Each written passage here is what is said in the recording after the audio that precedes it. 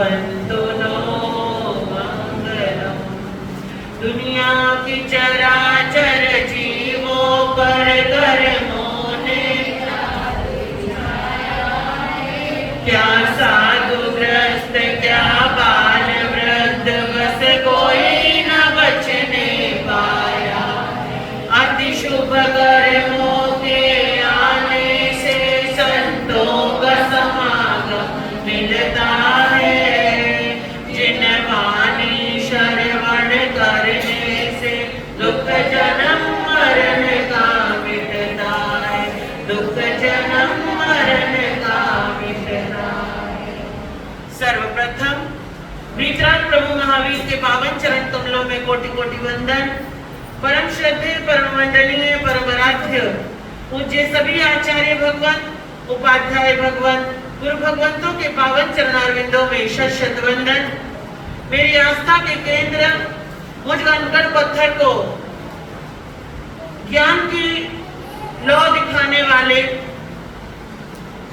साधु की मूर्त बनाने वाले ऐसे मेरे परम आराध्य पूज्य गुरुदेव उपाध्याय प्रवर पंडित रत्न संघ सेतु श्री रविंद्र मुनि जी महाराज साहब, सर्वधर्म दिवाकर वाणी के जादूगर पूज्य गुरुदेव श्री रमणीक मुनि जी महाराज साहब, अनंत उपकारी गुरनी मैया महासाध्वी श्री पवन कुमारी जी महाराज साहब के पावन चरण कमलों में कोटि कोटि वंदन। उपस्थित भव्य जीवात्माएं, आप सभी का इस धर्म सभा में हार्दिक हार्दिक अभिनंदन करती हूँ। जैसा कि आपने अभी हमारे सभी शिष्यों से सुना कि आज दो बातें हैं। एक है चातुर्मास प्रारंभ दिवस। वैसे तो चातुर्मास 120 दिन का होता है, परंतु इस बार अधिक मास की वजह से लगभग 150 दिन का चातुर्मास आ रहा है। और ये गोवा वालों के लिए बेनिफिट वाला है ना। हाँ, बैठे बिठाए आराम से आपको कुछ ना कुछ बेनिफिट हो गया। दूसरा, आज गुरु पूर्णिमा का भी उत्सव है। सबसे पहले हम अपनी कमर पीठ और गर्दन सीधी करेंगे और आंखें बंद करेंगे, ध्यान मुद्रा में बैठेंगे। दोनों हाथ हमारे घुटनों के ऊपर रहेंगे, हथेलियां आसमान की ऊपर आसमान की ओर रहेंगी। बंद आंखों के पीछे अपने अपने गुरुदेव का चिंतन करेंगे, क्योंकि यहाँ पर बैठे हुए सभी जितने भी बंधु हैं, जितनी भी माताएं हैं, जितनी भी श्राविकाएं हैं, जितने भी श्रावक हैं, सभी का कोई ना कोई गुरु है। तो अपनी अपनी बंद आंखों के पीछे अपने अपने गुरुदेव का चिंतन कीजिए, उनका चेहरा याद कीजिए, उनको मन ही मन नमस्कार करते हुए एक बार सुनेंगे, दूसरी बार मेरे साथ बोलने का प्रयास करेंगे।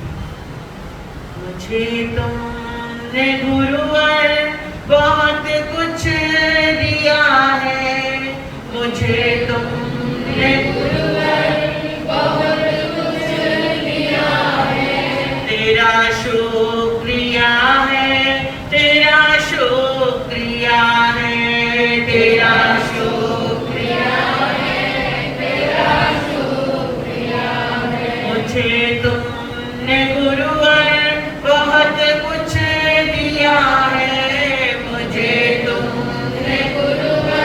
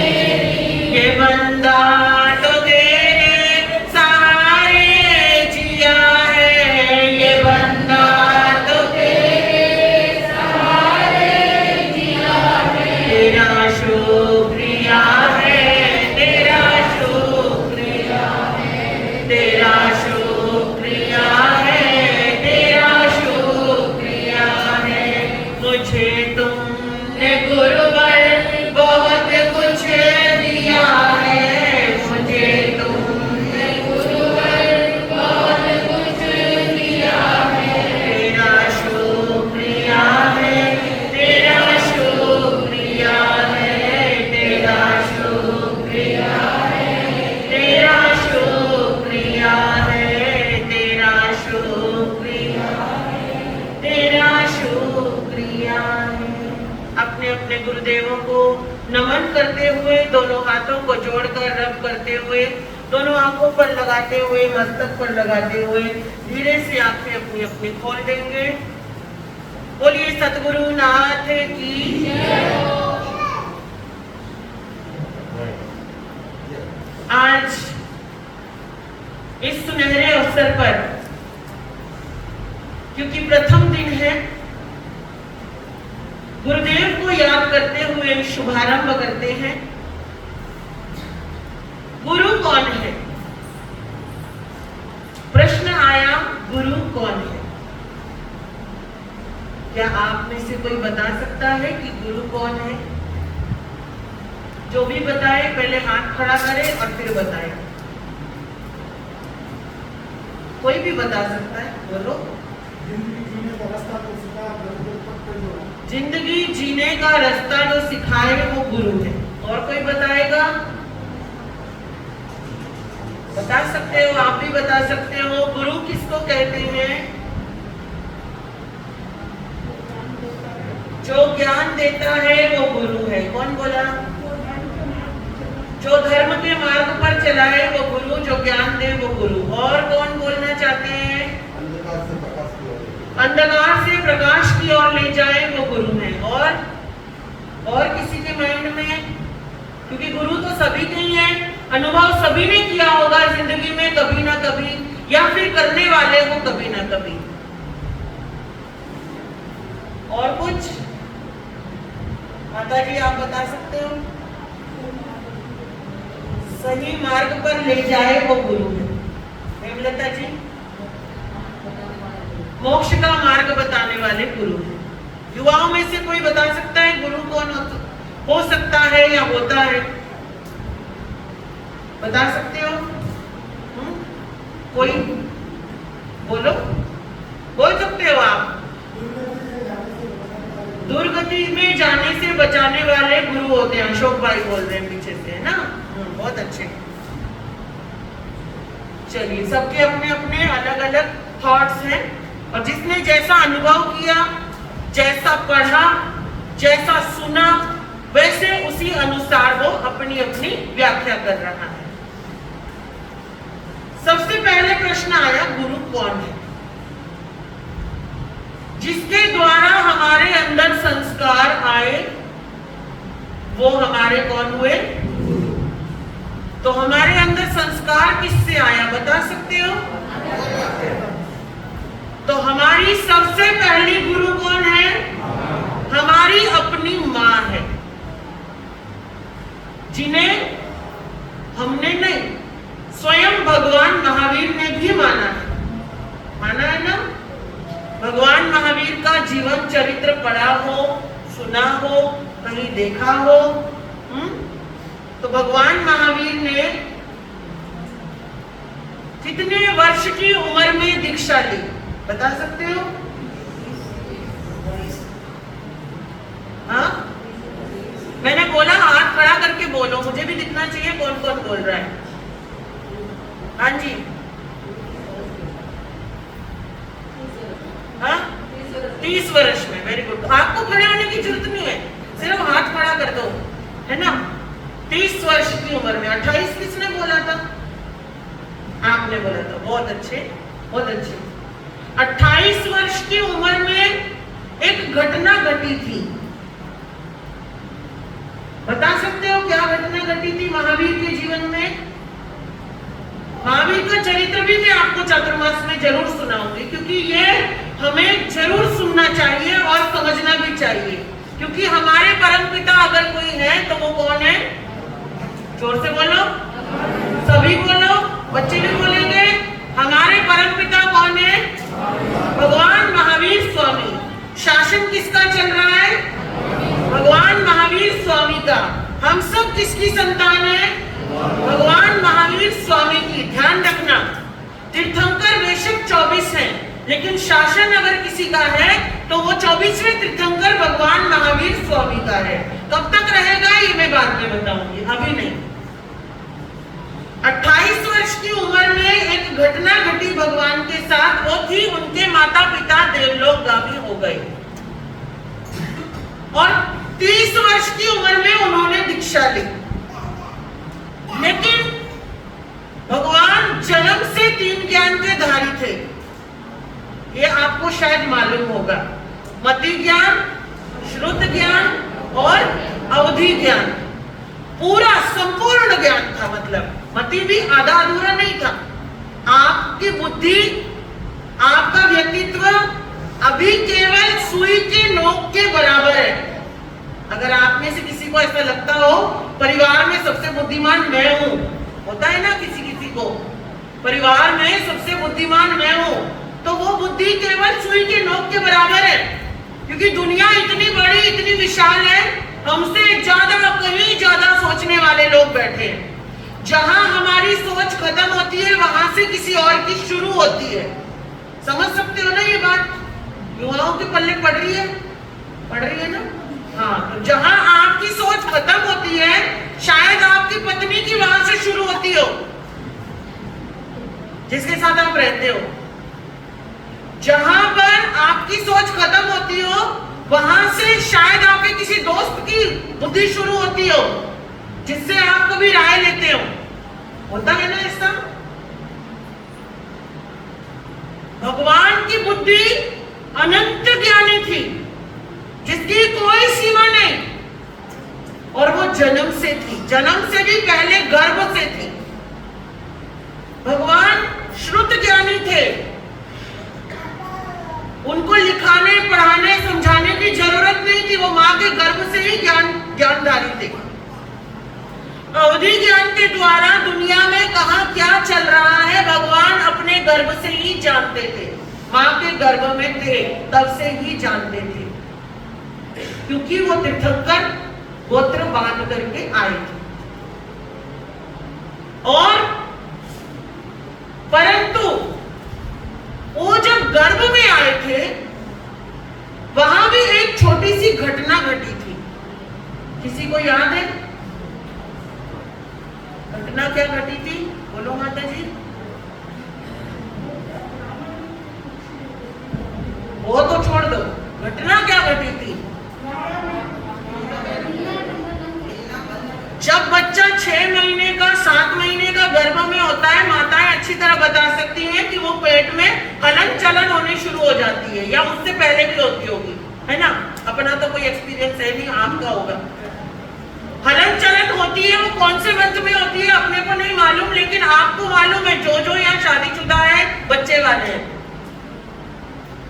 तो वो जो हलन चलन होती थी, उसकी वजह से भगवान को ऐसा लगा, क्योंकि वो तो ज्ञानी थे, उनको ऐसा लगा कि मेरे हिलने चलने से मेरी माता को तकलीफ होती है, और ये होती ही होगी, क्योंकि हमारे को कोई एक छोटा सा फोड़ा भी हो जाता है तो वो हमें परेशान कर देता है जब तक वो ठीक नहीं होता। और एक जीव जब गर्भ में आता है, क्योंकि वो अपनी जगह बना रहा है, विस्तार कर रहा है अंदर, अपने हाथ पैर अंगों बना रहा है, तो एक चीज जो एक्स्ट्रा हमारे शरीर में आ रही है, वो चीज हमें कितनी तकलीफ देगी। एक रोटी भी एक्स्ट्रा खा लो तो वो भी तकलीफ देने लगती है, जब तक वो हजम नहीं हो जाती, आपको सांस नहीं आता। तो एक बड़ा पूरा जीव आपके पेट में पल रहा है, तो आपको कितनी तकलीफ हो रही होगी। और इस वजह से भगवान तो भगवान थे, उन्होंने अपने अंगों सिकोड़ लिए कि मेरी माता को तकलीफ नहीं होनी चाहिए। इसका मतलब ये नहीं था कि माँ से मोह था, मोह नहीं था उनको, वो तो वीतरागी थे और वो गर्भ से ही वीतरागी थे। लेकिन किसी को मेरी वजह से कष्ट ना हो, करुणा निधि थे, करुणामयी थे, उपकारी थे, परोपकारी थे, वात्सल्य उनके भीतर में कूट कूट कर भरा था। इसी वजह से उन्होंने सोचा कि माँ को कष्ट नहीं होना चाहिए। उन्होंने क्या किया? हलना चलना बंद कर दिया। आराम सुनाई दे रहा है पीछे वालों को? निकिता आवाज आ रही है? आ रही है ना? हाँ, किसी को नहीं आ रही हो तो बताना। क्योंकि मैं जो कुछ भी बोलूंगी इन दिनों में वो आपके बहुत काम आने वाली चीजें होंगी। क्योंकि मेरा ऐसा मानना है, जितना मैंने सीखा है, मेरे गुरुओं ने मुझे सिखाया है, मेरी अपनी कोई औकात नहीं थी सीखने की, लेकिन उन्होंने मुझे जो पल पल अपना समय देकर सिखाया है, और मुझे ऐसा लगता है कि उन्होंने वो बातें सिखाई हैं, अगर वो बातों में से कुछ बातें आप सीख जाओ तो आपको भी गर्व होगा कि आप जैन हो। समझ रहे हो? तो इसलिए सीखने और समझने की कोशिश करना।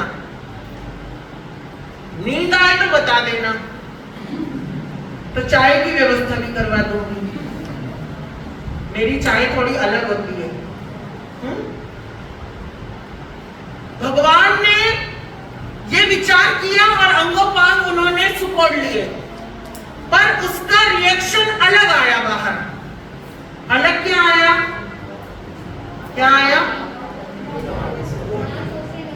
भाई? जिसके जीव पेट में आया हो और जो खुशियां मना रहा हो, क्योंकि बहुत सारे लोगों को आज भी बहुत सारे प्रेगनेंसी के अंदर बहुत लोग है ना उस चीज को यादगार बनाते हैं, है ना। एक दूसरे को, माँ है पिता को या कोई अपनी माँ को या अपनी बहनों को, अपने भाइयों को, अपने उन चीजों के बारे में बता करके खुश होते हैं अपने फ्रेंड सर्कल में कि मुझे वो अनुभूति हो रही है माँ बनने की, एक खुशी होती है ना।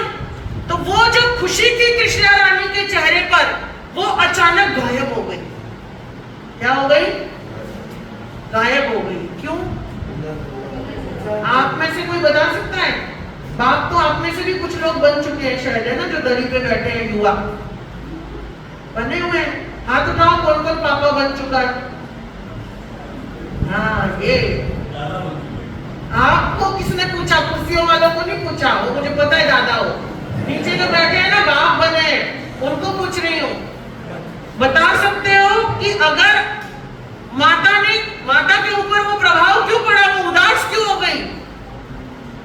साइकोलॉजी इफेक्ट पड़ा कि जो बच्चा, क्योंकि पहले एक्सरे तो होते नहीं थे ना, सोनोग्राफियां होती थी नहीं ना। हाँ, वैद्य बता सकते थे नाड़ी परीक्षण करके, बस इतना ही होता था ना। दाई बता सकती थी, वैद्य बता सकते थे। माँ जब उदास हो गई, पिता को भी चिंता हो गई, राजा सिद्धार्थ को भी, कि त्रिशला रानी अचानक इतनी उदास क्यों। आंखों में आंसू आ गए और विचार करके जब राजा ने पूछा क्या हुआ, कि पता नहीं मुझे कुछ तो गड़बड़ लग रही है। क्या गड़बड़? कि जो बच्चा जीव मेरे गर्भ में आया था, पता नहीं वो अभी जीवित है या नहीं है। इतना सुनते ही राजा ने तो वहां लाइन लगा दी वैद्यों की। ऐसा कैसे हो सकता है? क्योंकि ये भी मालूम था कि जो जीव आया है वो बहुत बड़ा जीव आया है, वो तारणहार जीव आया है ना, वो चक्रवर्ती का जीव आया है। ये विचार था राजा का, क्योंकि हर कोई अपना प्रॉफिट सोचेगा, दुनिया का प्रॉफिट कोई नहीं सोचता, अपना प्रॉफिट सोचते हैं। तो जिस समय रानी को 14 सपने आए, उस समय ज्योतिषियों ने कहा कि जो जीव आया है वो क्या बनने वाला है? चक्रवर्ती सम्राट बनने वाला है। क्योंकि चक्रवर्ती की माता को भी वही 14 सपने आते हैं जो तीर्थंकर की माता को आते हैं। वो दीक्षा लेगा, वो दुनिया का कल्याण करेगा, इतना किसी ने नहीं सोचा। समझ रहे हो? लेकिन चक्रवर्ती बनेगा ये जरूर सोचा। और अचानक वो जीव नहीं है ये सोचकर मां रोने लगी। वैद्यों की लाइन लग गई, नाड़ी परीक्षण होने लगा। नाड़ी परीक्षण में केवल एक ही चीज पता लगती है, आपकी धड़कन से जीव की धड़कन चल रही है या नहीं चल रही है। और जब उस जीव ने अपने अंगोपांग सुकोड़ लिए तो वो धड़कन भी कहीं ना कहीं मिस होने लग गई और रानी रोने लगी।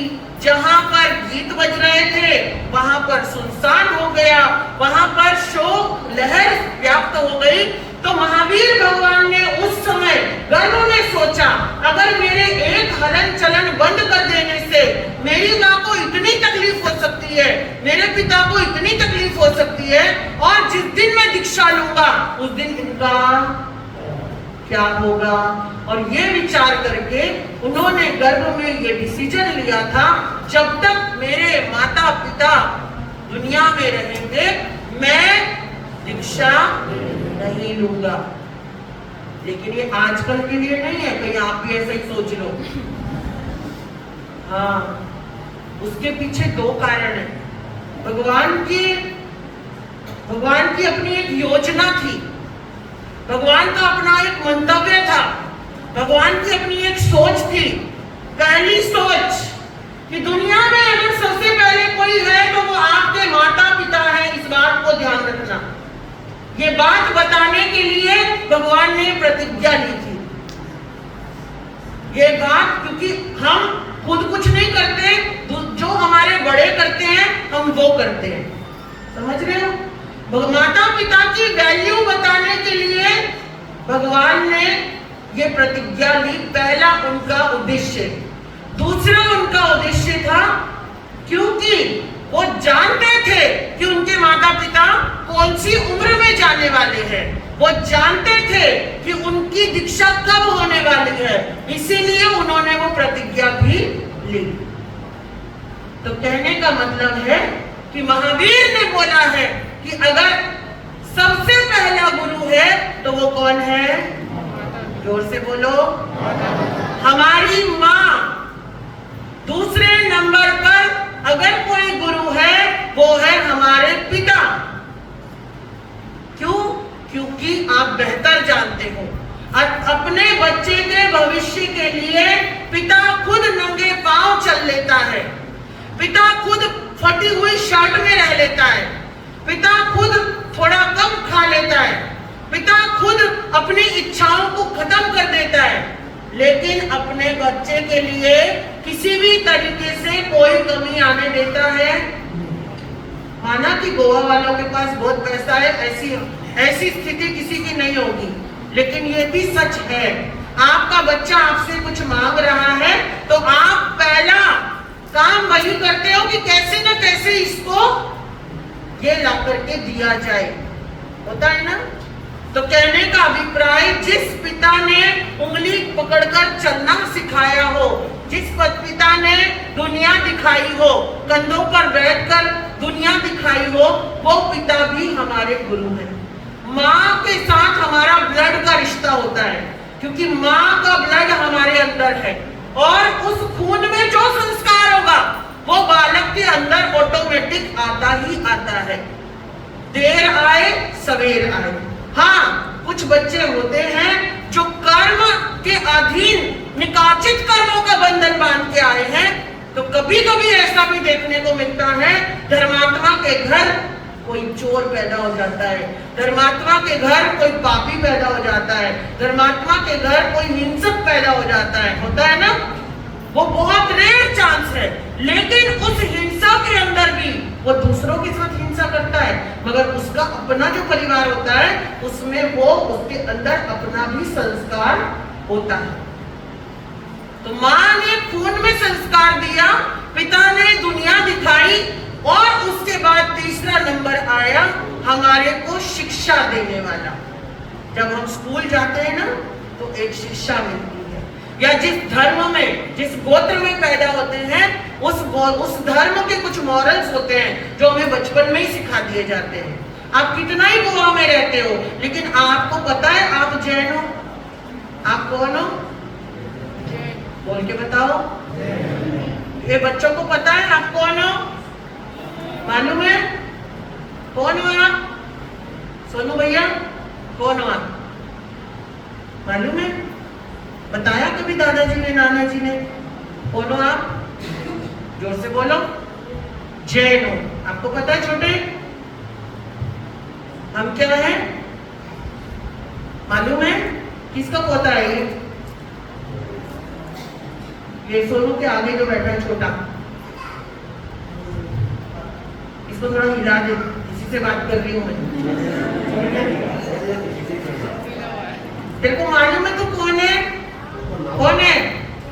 जैन है, मालूम है ना? किसने बताया? किसने बताया? याद नहीं है ना? देखिए प्रैक्टिकल बता रही हूँ आपको। आपको पता है आप जैन हो, लेकिन आपको नहीं पता कि आपको किसने बताया, क्योंकि आपका ब्लड का रिलेशन है जैनत्व से। समझ रहे हो? जब आप बहुत छोटे पैदा होकर संसार में आए, दादा दादी ने, नाना नानी ने, माता पिता ने नवकार सुनाया ना, और उसके बाद जब आप घुटने घुटने चलने लगे तो आपको बताया जाने लगा हम जैन हैं, हम जैन हैं, हम जैन हैं। और सुन सुनकर आपको पता लगा कि हम क्या हैं? जोर से बोलो, हम जैन हैं। कितने बजे तक घड़ी आगे बढ़ानी है? और 10-15 मिनट। हाँ, संडे तो है, मेरे को कोई प्रॉब्लम नहीं है। प्रॉब्लम आपको आएगी, भूख लगेगी तो फिर बाबूजी का मुंह देखोगे। मुझे कोई प्रॉब्लम नहीं। मेरी गाड़ी शुरू हो गई तो मुझे रोकनी पड़ती है ब्रेक लगा के। तो कहने का मतलब है कि हम क्या हैं? थोड़ा जोर से सब बोल दो, हम जैन हैं। ये गर्व से कहा करो हम जैन हैं। तो संस्कार हमारा बचपन से ही हमारे अंदर है कि हम जैन हैं। वो बात अलग है कि हम कितने प्रतिशत की प्योरिटी रख करके जैन है, वो एक अलग बात है। वो आपके लिए पूरा चतुर्मास है समझाने के लिए कि हम जैन कैसे बन सकते हैं, हमें जैन क्यों बनना है, जैन कौन होता है, जैन क्या होता है, वो बताने के लिए बहुत समय है। आज पहला दिन है तो हमें गर्व है इस बात का कि हम कौन है? जैन है। और ये जो संस्कार है ना, माता पिता तक कहां से आया? दादा दादी से। माता पिता तक कहां से आया? गुरुजनों से। और जैसा कि अभी आप कह रहे थे, कोई कह रहा था अंधकार से प्रकाश की ओर, हमारे महावीर जी कह रहे थे अंधकार से प्रकाश की ओर। अशोक जी ने कहा कि दुर्गतियों से बचाने वाला जैन है ना? ओ, दुर्गतियों से बचाने वाला क्या है? गुरु है। और ये बात सच में, गु और रू दो शब्दों से बना है गुरु। गु यानी गौ यानी अंधकार, रू यानी प्रकाश। जो अज्ञान के अंधकार से ज्ञान के प्रकाश में जाते हैं वो है गुरु। और वो कोई भी हो सकते हैं, माता पिता, हमारे शिक्षक, हमारे धर्म गुरु, है ना, हमारे दादा दादी, या फिर यूं कह दूं जिससे भी आप कुछ ना कुछ सीख रहे हो, वो प्रत्येक पदार्थ हमारा गुरु रूप है। गुरु शब्द बहुत बड़ा है और हर दिन हम कुछ ना कुछ नया सीख रहे हैं। हम अपने पड़ोसी से भी सीख रहे हैं, हम अपने किसी ग्राहक से भी सीख रहे हैं, हम अपने छोटों से भी सीख रहे हैं, हम अपने बड़ों से भी सीख रहे हैं। पूरी धरती गुरुमय है। हम प्रकृति से भी सीख रहे हैं। तो कहीं ना कहीं पूरी प्रकृति हमारी गुरु रूप है। जिनके माता पिता नहीं होते उनके लिए प्रकृति गुरु बन जाती है। तो आज का दिन हमारा गुरुदेव को समर्पित है कि जो जो हमारे गुरुदेव हैं, अब यहाँ पर सभी के अपने अपने गुरुदेव हैं। और जैसा कि प्रवेश वाले दिन मैंने कहा था कि ये जिन शासन का चातुर्मास है ना, जैनम जयति, जैनम जयति, जैनम जयति, हाँ मुझे ना सुनाई दिया, जैनम जयति, बहुत बढ़िया। तो जय हो, विजय हो जिन शासन की। किसी प्रत्येक पर्टिकुलर किसी एक का नहीं है ये चातुर्मास। ये चातुर्मास आया है स्वयं को जगाने के लिए, स्वयं को पहचानने के लिए, स्वयं को जानने के लिए, स्वयं को समझने के लिए आया है। क्योंकि आपके लिए ये बहुत बड़ी अपॉर्चुनिटी है, ध्यान रखना, ये आपके लिए बहुत बड़ी अपॉर्चुनिटी है। आप चाहते हो कि यहाँ साधु साध्वी आए, चाहते हो ना, परंतु साधु साध्वी नहीं आ पाते क्योंकि विहार का क्रम बहुत लंबा रहता है और प्रत्येक साधु साध्वी इस ओर आना थोड़ा सा मुश्किल होता है। अब क्योंकि पहले के समय में, आज से 4-5 साल पहले तक तो गोवा का नाम सुनते ही पीछे हो जाते थे। गोवा आप भी पीछे कर देते थे, बाबा जी थोड़े कई काम, आप लोग कई काम, है ना। क्वेश्चन आता था, उनको नहीं पता था कि गोवा में भी क्या रहते हैं, जैन रहते हैं। आज एक नया सितारा बन के उभर रहा है गोवा श्री संघ, और ये गोवा श्री संघ की एकता है, समन्वयता है कि यहाँ मंदिरवासी हैं, यहाँ तेरापंथी है, यहाँ दिगंबर भी आ सकते हैं और यहाँ स्थानकवासी भी हैं, सभी लोग जुड़े हुए हैं। यहाँ गुजराती भी है, यहाँ मेवाड़ी भी है, यहाँ मारवाड़ी भी है, शायद कोई गोड़वाड़ी भी होंगे, शायद कोरवाल भी होंगे, शायद थोड़े बहुत एक आधा ढूंढेंगे तो अग्रवाल भी मिल ही जाएंगे, अभी ढूंढेंगे। तो ये आपके लिए बहुत बड़ी अपॉर्चुनिटी है। ध्यान रखना कि सडनली आपको 5 महीने का चौमासा मिला, क्योंकि मुझे बहुत लोगों ने क्वेश्चन किया गोवा चातुर्मास, पहले तो बड़ा सा मुंह बना के बोलते गोवा गोवा चातुर्मास क्या करोगे गोवा में। फिर कई लोगों के दिमाग में ये आया कि मैंने तो अपनी शांति के लिए गोवा को चुना है, क्योंकि गोवा में तो ऐसा कुछ है नहीं। कई लोगों को ये आया कि बाबूजी भी शायद मस्ती के मूड में आ गए, इसलिए गोवा जा रहे हैं।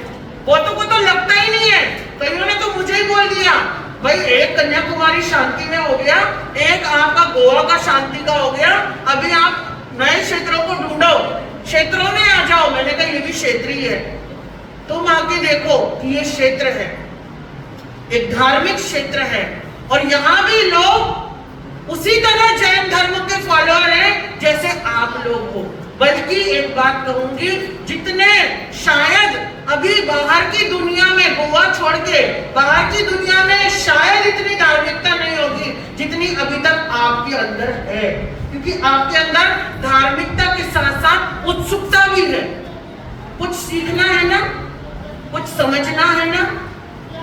युवाओं से पूछूंगी, कुछ क्वेश्चन है दिमाग में, आते हैं कोई क्वेश्चंस अपने धर्म को लेकर, गुरुओं को लेकर, बहुत सारी बातों को लेकर आते हैं, है ना।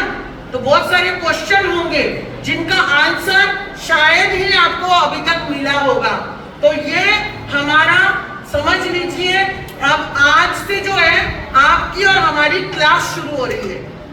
आप समझ लो प्लेग्राउंड के बच्चे हो और मैं समझ लो नर्सरी की टीचर हूँ। इससे आगे आप भी नहीं हो, इससे आगे बड़ी योग्यता मेरी भी नहीं है। पर हाँ, आपको एबीसीडी सीखनी है तो आप जरूर आना।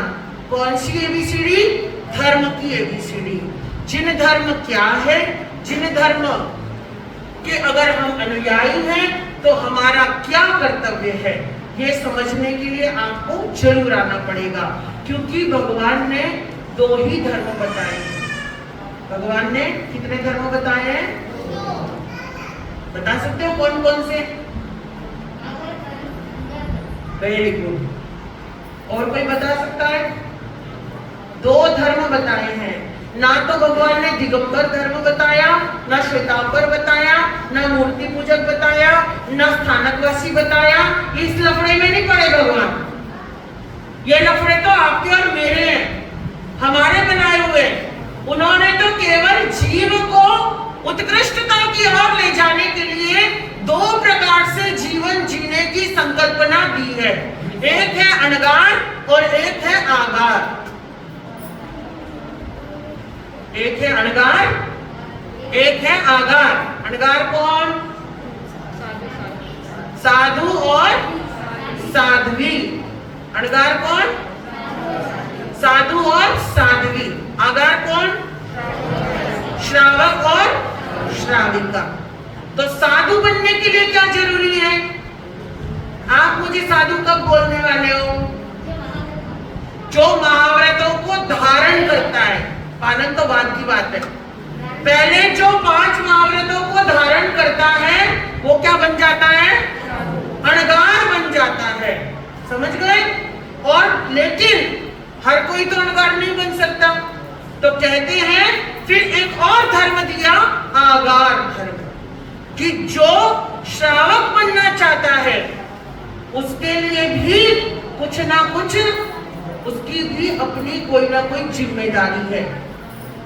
वो आगार कैसे बने, ये चिंता का विषय है श्रावक और श्राविका बनने के लिए अभी आप जितने भी हो ना, सब नेम प्लेट के आधार पे हो।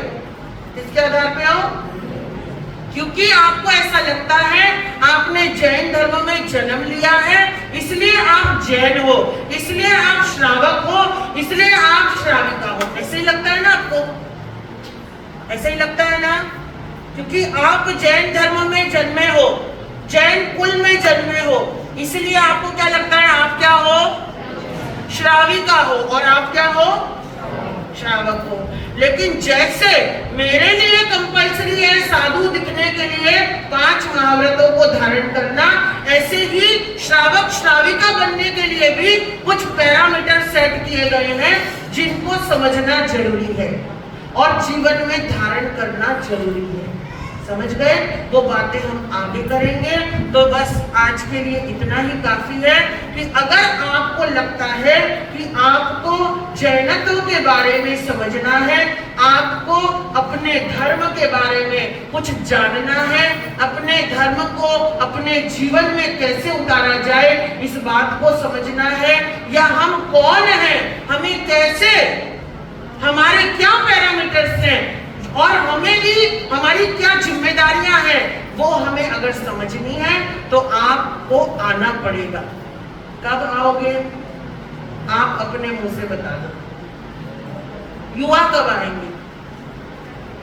जल्दी जल्दी बोलो ताकि मैं उसी हिसाब से अपने प्रवचन की भी सेटिंग करूं। रोज आओगे? नहीं आएंगे। एक ने तो ना कर दिया, दूसरा भी ना कर रहा है, रोज नहीं आएंगे। संडे संडे आओगे? 9:30 बुला के क्या करूंगी मैं? बच्चों को बुलाएंगे, शांति रखो, बच्चों को भी बुलाएंगे। बात प्रवचन की है, बात समझने की है, बात क्वेश्चन आंसर की है। ऐसा मत सोचना कि हम पार्टी में बैठ गए तो हमको पूरा अधिकार मिल गया बोलने ही बोलने का। बोलने का अधिकार आपको भी है, पूछने का अधिकार आपको भी है। आप भी पूछ सकते हैं। आप अपने प्रश्न का जब भी दिमाग शांति में हो, कुछ भी क्वेश्चन मन में आए, आप एक पेपर पेन लेना, लिख लेना। आप अकेले में आकर मुझसे पूछ सकते हो, है ना? ऐसा तो नहीं है ना, दुकानें तो सबकी मड़गांव में ही होंगी या बाहर जाना पड़ता है?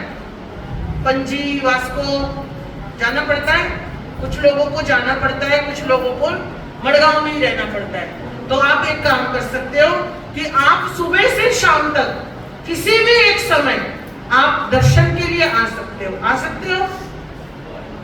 और जिनके जोड़े हैं वो जोड़ों में आ सकते हो, जोड़ा साथ ना आए तो अकेले आ सकते हो। रोज ऋषभ आ रहा था मगर आज नहीं आया, प्रवचन में नहीं आया। किसका सुपुत्र है ऋषभ? बागरेचा, कांतिलाल जी। कांतिलाल जी का है, उबली गए। अच्छी बात है, आने दो उनको, हमारा संदेश दे देना, हमारे सब बुला रहे। तो अब देखिए, आप अपने क्वेश्चन आंसर लिखिए। दिमाग में कुछ भी आता है या हमारी बात सुन करके कुछ भी बात शंका आती है, आपको भी कह रही हूँ, है ना? और उसके साथ साथ लेडीज लोगों के लिए दोपहर में 3 से 5 तक हमारी क्लास करेगी, 2:30 से 3:30 बजे तक। ठीक है, 2:30 से 3:30 तक आप लोग आके समय कर सकते हो, कुछ पूछ सकते हो, या हफ्ते में कोई एक दिन बना सकते हो। आप अपनी मर्जी से डिसाइड कर लेना, संडे छोड़ के। संडे को मत बनाना, क्योंकि 12 बजे तक यहीं से जाओगे, 1 बजे, फिर 3 बजे नहीं आओगे। तो सैटरडे रखना हो, सोमवार रखना हो, मंगलवार रखना हो, हफ्ते में एक दिन रखो। लड़कियों को भी कहूंगी हफ्ते में एक दिन रखो। आपको भक्तामर सीखना है, 25 गोल सीखना है, प्रतिक्रमण सीखना है, या कुछ भी सीखना है आपको या समझना है, तो आप अपने उस दिन आने का प्रयास करो और सीखने का प्रयास करो, समझने का प्रयास करो। और जितने लोग रोज प्रवचन में नहीं आ सकते, उनसे कहूंगी कि नित्य प्रतिदिन दर्शन करने जरूर आओ। दर्शन करके जाओ, मंगल पाठ लेकर के जाओ। जितने दिन हम यहाँ पर हैं, आपकी भी पहचान हमें होगी, हमारी पहचान आपको होगी। और इसी के साथ आज का ये जो है समाप्त करती हूँ। तो बस यही कहूंगी, ज्यादा से ज्यादा आइए, रोज आना, नित्य प्रतिदिन। जैसा कि हमारे अध्यक्ष जी ने, मंत्री जी ने और आपकी टीम ने डिसाइड किया है पहले के 50 दिन, 50 यानी कि संवत्सरी तक 2 महीने, पहले के 2 महीने में रोजाना 9 से 10 प्रवचन होगा। लेकिन ये आपका डिसीजन है, मेरा नहीं है। आज बता देती हूँ आपको, मैं 8 दिन देखूंगी आप में से उत्सुकता वाले लोग आते हैं या नहीं आते हैं। ठीक है, कितनी उत्सुकता है गोवा वालों में, कितना सीखना चाहते हो, कितना समझना चाहते हो, कितना सुनना चाहते हो। बहुत लोग होते हैं सीखना नहीं चाहते बट सुनना चाहते हैं, तो सुनने के लिए कितने आने वाले हैं, है ना। तो अगर आप लोग आए तो हम उसको कंटिन्यू रखेंगे। और अगर हमको ऐसा लगा बारिश की अधिकता के कारण, आलस की अधिकता के कारण या किसी और विशेष कार्य के कारण आप लोग नहीं आ पा रहे हो या संडे को आ रहे हो, तो फिर हम भी संडे को आपको पूरा समय देने की कोशिश करेंगे। लेकिन इसके साथ ही आपकी सुविधा के लिए और चातुर्मास की उपलब्धता के लिए, क्योंकि चातुर्मास है, कुछ ना कुछ तो धर्म की आराधना करनी पड़ेगी, साधना करनी पड़ेगी। तो उसके लिए हमने एक निश्चय किया है, नित्य प्रतिदिन रात्रि के अंदर 8 बजे से 9 बजे तक यहाँ पर इसी हॉल में चौमुखी जाप होगा। ठीक है, रात को 8 से 9 तो आ सकते हैं, युवा भी आ सकते हैं, है ना। 8 से 9 में ज्यादा से ज्यादा लोग, और हो सके तो जोड़े के साथ आइए, बालिकाएं भी आ सकती हैं, बच्चे भी आ सकते हैं। 8 से 9 में आइए और चौमुखी जाप में हिस्सा लीजिए, क्योंकि जाप करने से आंतरिक शांति की प्राप्ति होती है, शक्तियों की प्राप्ति होती है और अनंत सुख की भी प्राप्ति होती है। तो आपको नाम लिखवा दो जाप में, चौमुखी जाप के नाम की, हाँ वो नाम लिखवा देना। उसमें हमने ये भी रखा है कि प्रतिदिन एक परिवार की तरफ से जाप रहेगा, जिसमें आप अपना परिवार का कोई भी दिन सेट करके महीने का बता सकते हो, और नहीं भी रहा किसी दिन तो संघ का रहेगा जाप उस दिन, लेकिन टूटेगा नहीं। ज्यादा से ज्यादा आना है, जाप में भाग लेना है। हो सके तो दोपहर में सुबह दर्शन करने का भाव रखिए, हो सके तो दिन में कुछ सीखने का भाव रखिए। और बहुत सारे माताएं बहनों को दिन में वैसे भी टाइम होता है, तो ऐसा नहीं कि एक ही दिन पर्टिकुलर रखा है तो एक ही दिन जाएंगे, किसी और दिन भी आप आ सकते हो। ठीक है, क्योंकि बारिश की अधिकता है तो कभी कभी ऐसा होता है कि जिस दिन रखा है उस दिन बारिश बहुत थी इसलिए नहीं आ पाए, तो नेक्स्ट डे भी आ सकते हो। तो टाइम का थोड़ा ध्यान रखना, अपने टाइम पर आना। और हाँ, आज है 2 तारीख, 7 तारीख को है शुक्रवार, और शुक्रवार के दिन 7 तारीख से पार्श्वनाथ भगवान और पद्मावती माता के एकासन शुरू करवा रहे हैं। एकासन की एक छोटी सी 20 मिनट की, आधे घंटे की विधि है। तो विधि में आपको यहाँ पर आना होगा, बैठना होगा, पचकान लेना होगा। विधि रहेगी ठीक 10:30 या 11:30 का टाइम रखें, क्योंकि एकासन यहाँ पर सामूहिक रूप से संघ की ओर से एकासन स्थानक में ही नीचे भोजन, है ना, भोजनशाला में रहेगा। हर शुक्रवार को, वही तो बोल रही हूँ, यहाँ आना है। पहले तो जिनको भी माता पद्मावती और पार्श्वनाथ भगवान के एकासने करने हैं, आज वो अपना नाम लिखवाएं। और अगर जो नहीं आए हैं, मैसेज आपको ग्रुप में आ जाएगा, तो वो भी अपना नाम उधर से कलेक्ट करके एक लिस्ट बना ले, क्योंकि ये 21 शुक्रवार लगातार चलने वाले हैं, पूरे चातुर्मास में चलने वाले हैं। और जिनको अशुद्धता की प्रॉब्लम होगी वो भी अभी बता देती हूँ, जिन भाई भी कर सकते हैं, लड़के युवा भी कर सकते हैं। और जो भी कोई है, अगर अशुद्धता की प्रॉब्लम होती है, विधि नहीं करेंगे, केवल एकासन करेंगे, ताकि एकासन नहीं टूटेगा। 21 एकासने करने हैं, लास्ट तक जाएगा। 24 नवंबर को आखिरी एकासना होगा और संघ की ओर से उन सभी एकासने वालों का सम्मान होगा। तो पहले दिन से आपको उसमें भाग लेना है, ताकि आपके 21 पूरे हो पाए। ठीक है, तो वो बच्चे भी कर सकते हैं, फ्राइडे को रहेगा एकादशना। एकादशने में केवल 2 चीजों को नहीं खाना है। एक तो दही से बनी हुई कोई भी वस्तु, चाहे वो छाछ हो, चाहे वो पनीर हो, चाहे वो दही हो, चाहे वो है ना कोई कड़ी हो, कोई भी हो। और दूसरा केला नहीं खाना है। और वो क्यों नहीं, वो आपको फ्राइडे वाले दिन बता दिया जाएगा। तो और इसके साथ नाम की लिस्ट हेतल जी लिख लेना कितने होते हैं। जैसे किसी को गांव जाना है, शुक्रवार आया तो उसका एकादशना जैसे किसी को गांव जाना है, शुक्रवार आ गया है, आप अपने अभी हम बुक्स छपवाएंगे, अपनी बुक साथ में ले जा सकते हैं और वहां जहां भी रहेगा वहां एकादशना कर लेना। एकादशना नहीं तोड़ना है, ठीक है। और हफ्ते में एक एकादशना आप आराम से कर सकते हो, मुझे ऐसा लगता है। जो नहीं कर पाते हैं वो आकर के हमसे पूछ लेना, थोड़ा बहुत है ना, जैसा भी रहेगा हम बता देंगे। चलिए, और कोई सूचना। मंगलवार शुक्रवार कैंसिल कर दिया, नित्य प्रतिदिन रात को रहेगा चौमुखी जाप। रात को 8 से 9 इसी स्थानक में, इसी हॉल में चौमुखी जाप रहेगा। ज्यादा से ज्यादा संख्या में आने की कोशिश करना है। जो सुबह प्रवचन में नहीं आएंगे उनको लाभ देने के लिए ये जाप रखा है हमने। तो आपको ज्यादा से ज्यादा आना है, स्थानक की और अपनी ऊर्जा को पॉजिटिव बनाना है, बढ़ाना है। चलिए ठीक है।